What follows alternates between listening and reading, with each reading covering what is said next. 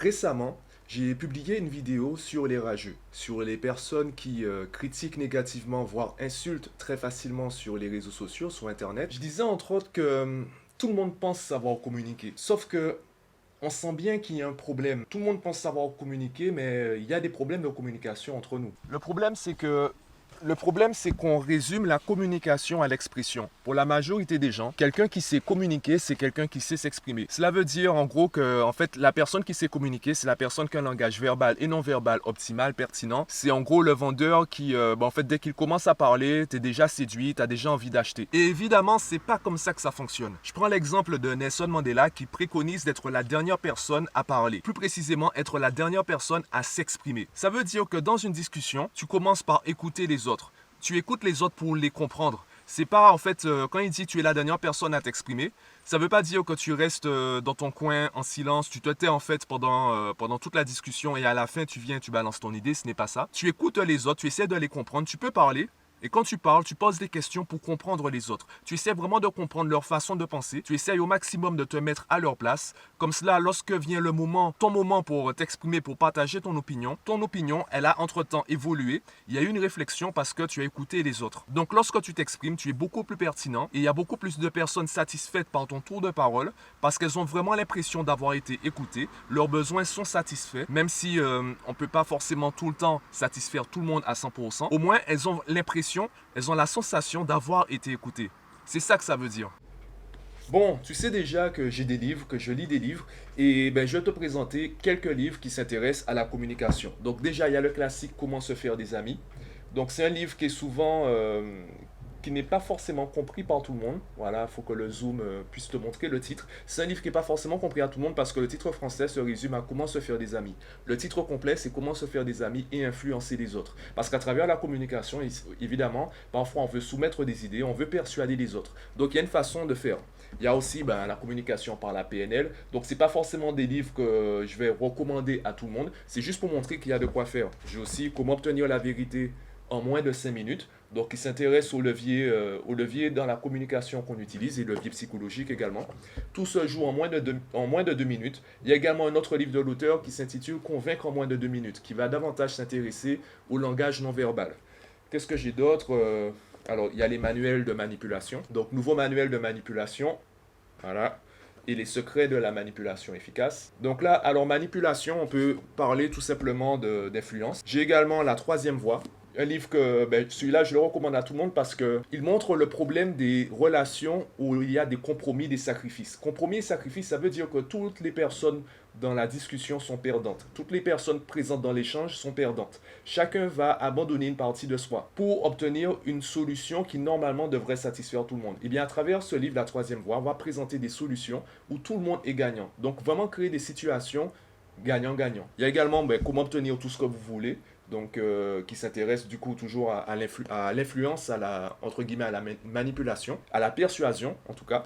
Et Ne coupez jamais la poire en deux, un livre que j'ai vraiment apprécié, donc qui s'est écrit par un ancien négociateur du FBI. Donc, évidemment, le FBI traite des situations assez dangereuses. L'auteur nous montre que ce sont les mêmes leviers de communication, les mêmes leviers psychologiques. Donc la communication, elle ne change pas qu'elle soit en fait dans le secteur de la vente, du marketing. En fait, c'est toujours des êtres humains qui communiquent avec d'autres êtres humains. J'ai d'autres livres, des livres que je n'ai pas actuellement avec moi puisque ce sont mes proches ou mes amis qui les ont. J'ai le livre Cessez d'être gentil, soyez vrai, qui s'intéresse à la communication non violente. On pense que ça intéresse les parents alors que ça intéresse tout le monde. J'ai également le livre Quiproquo de Malcolm Gladwell. J'en parlais dans la vidéo Nous sommes tous des rageux. Il y a énormément d'ouvrages qui parlent de la communication, qui traite du sujet la communication, sauf que on met ces livres dans des cases. Je prends l'exemple de la vente, du marketing, on pense que c'est uniquement pour vendre des produits ou des services aux gens, alors que en fait, à chaque fois que tu exprimes ton opinion, entre guillemets, tu essaies de vendre ton opinion. Donc la communication, c'est toujours un être humain qui essaie de communiquer avec un autre être humain. Je pense qu'il vaudrait mieux retirer ces cases et traiter de la communication de manière générale. Moi, j'ai davantage progressé dans mon activité grâce au marketing et à la vente. J'ai pu comprendre qu'il y avait des façons de présenter les choses aux gens. Donc, il y a des parents qui me disent mais Mathieu, tout ce que tu me dis de faire, je le fais déjà. Je le dis déjà à mon enfant. Je dis à mon enfant de travailler plus. Je dis à mon enfant de s'organiser. Je dis à mon enfant de faire un planning. Et là, je leur demande, d'accord, je suis d'accord avec vous. Qu'est-ce que vous lui dites exactement? Quels sont les mots que vous employez? Quel est le ton que vous employez? À quel moment vous lui proposez de faire un planning? À quel moment, de quelle manière vous présentez en fait l'idée à votre enfant? Et lorsqu'on vraiment lorsqu'on précise les questions et qu'on précise les réponses, lorsqu'on précise la méthode, la manière de communiquer, on se rend compte que en fait non, ils pensent dire la même chose que moi, ils ne disent pas la même chose, ils n'envoient pas le même message. Le message n'est pas reçu de la même façon parce qu'il n'est pas transmis de la même façon. Même si c'est le même fond, même si c'est toujours l'objectif est toujours le même qu'un planning soit fait par exemple, on ne présente pas l'idée de la même façon à la personne en face. Et ça fonctionne avec les enfants parce qu'ils ne sont pas, entre guillemets, pervertis par les codes de la société. Donc, il y a des choses, en fait, ils ne comprennent pas et ils le disent ouvertement, je ne comprends pas. Enfin, ils disent ouvertement. À travers leur comportement, on se rend compte qu'ils ne comprennent pas du tout ce qu'on veut dire par là. Avec les adultes, en fait, le problème, c'est qu'on fait l'effort, ou du moins, on fait semblant de comprendre. Du coup, on a des échanges, des discussions qui sont approximatives parce qu'à aucun moment on se dit en fait j'ai pas compris ce que j'ai pas compris, j'aimerais que tu m'expliques. Très peu de pères en fait, dans de rares cas en fait on fait ça. On préfère se dire j'ai compris et on part dans des suppositions et on commence à échanger des opinions alors qu'à la base en fait on parle pas de la même chose. Pour moi, la solution, c'est déjà d'identifier comment toi tu communiques. C'est ce qui m'a permis de m'améliorer dans le coaching. Avant de vouloir me mettre à la place des enfants, avant de vouloir comprendre leur façon de communiquer, j'ai d'abord cherché ma façon de communiquer. Lorsque tu t'exprimes, lorsque tu communiques, il y a, je pense, il y a deux choses que tu fais. Tu essaies soit de partager une émotion, soit de satisfaire un besoin. Il faut que tu comprennes quels sont les mécanismes que tu emploies pour satisfaire ses besoins ou partager ses émotions. Les mots sont juste des outils. Les mots en soi, en fait, à la base, ce sont juste des sons. Ce sont des sons qu'on a modifiés, qu'on a influencés pour transmettre des informations, pour exprimer des informations. Donc, ce sont des outils qu'on a mis en place pour atteindre un objectif, pour réaliser quelque chose. Ces objectifs, eh bien, comme je le disais, c'est soit partager une émotion, soit satisfaire un besoin. Lorsque quelqu'un te parle, lorsque quelqu'un s'exprime et t'exprime une opinion, en fait, cette personne aussi essaye soit de partager une émotion, soit de satisfaire un besoin. Par exemple, si je te dis je suis triste, peut-être que je veux simplement partager mon émotion avec toi, ou j'ai un besoin à satisfaire j'ai besoin d'être réconforté, ou j'ai besoin d'être écouté, j'ai besoin peut-être que ma tristesse soit reconnue, donc qu'on reconnaisse que je suis triste et que j'ai le droit d'être triste, ça fait peu importe en fait, il y a un message derrière les mots. Donc, si tu identifies comment toi tu communiques, à quel moment tu communiques et qu'est-ce que tu essayes de communiquer, tu comprendras plus facilement ce que les autres veulent transmettre comme information. Et ça te permettra de recueillir ces informations, de les analyser et d'être beaucoup plus pertinent quand ce sera ton tour de t'exprimer. Par contre, je pense que c'est important de le préciser concernant la communication.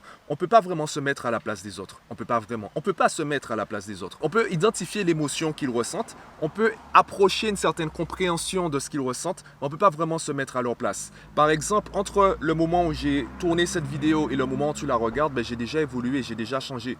Donc, si tu regardes la vidéo et tu dis, là, je comprends Mathieu, je sais qui est Mathieu, non. Parce qu'entre-temps, j'ai évolué. Tu as peut-être compris une version de moi, mais tu peux pas résumer mon être à ce que tu as vu dans cette vidéo. Quand je parle de me mettre à la place des enfants, me mettre à la place des parents, en fait, aujourd'hui, je n'essaie plus de le faire parce qu'en apprenant à me connaître, je me suis rendu compte qu'on n'est pas si différents les uns des autres. On a tous les mêmes besoins. Ce qui va nous différencier, c'est les moyens qu'on va employer pour satisfaire ces besoins. Et comme on arrive à satisfaire ses besoins nous-mêmes pour certains, à différents degrés, on a moins besoin de moyens extérieurs pour les satisfaire. C'est ce qui va nous différencier. Par exemple, quelqu'un qui arrive à s'aimer lui-même, une personne qui arrive à s'aimer elle-même, elle ne sera pas à la recherche d'un amour extérieur. Elle n'aura pas besoin que les autres l'aiment. Donc, elle ne va pas se soucier de l'amour que les autres vont lui porter. Contrairement à une personne à qui ça va manquer et qui, elle, va rechercher une validation extérieure ou autre. Donc, ce sont vraiment ces nuances au niveau de la satisfaction des besoins qui va nous différencier et les besoins restent les mêmes. Donc, au lieu de chercher à te mettre à la place des autres, à jouer en fait ce mythe de l'empathie, comme quoi on peut vraiment se mettre à la place des autres, apprends à te connaître toi-même. Et là, tu te rendras compte qu'on n'est pas si différents les uns des autres. Tu arriveras à identifier leurs émotions et aussi tu pourras leur donner des clés pour qu'ils apprennent également à communiquer vraiment ce qu'ils ressentent. Au lieu de simplement balancer des mots, des phrases toutes faites ou prendre des raccourcis. Par exemple, tu m'énerves, ça ne veut rien dire. Je n'ai pas cherché à t'énerver. Je n'ai pas eu l'intention de t'énerver. J'ai fait des choses, j'ai dit des choses, je me suis exprimé et ça a réveillé en toi de la colère. Ça, c'est ton problème. c'est ta vie, c'est ton émotion, c'est toi qui ressens la colère, c'est à toi de gérer cette colère. Maintenant, on peut discuter tous les deux. Tu peux me communiquer ta colère, ton émotion, et moi, je peux également modifier mon comportement, mon discours, pour qu'on puisse continuer à dialoguer sans que mes mots réveillent malgré moi de la colère chez toi. Donc, c'est une possibilité. Pour autant, dire tu m'énerves, en fait, non. Non, je ne t'énerve pas, c'est toi qui te mets en colère.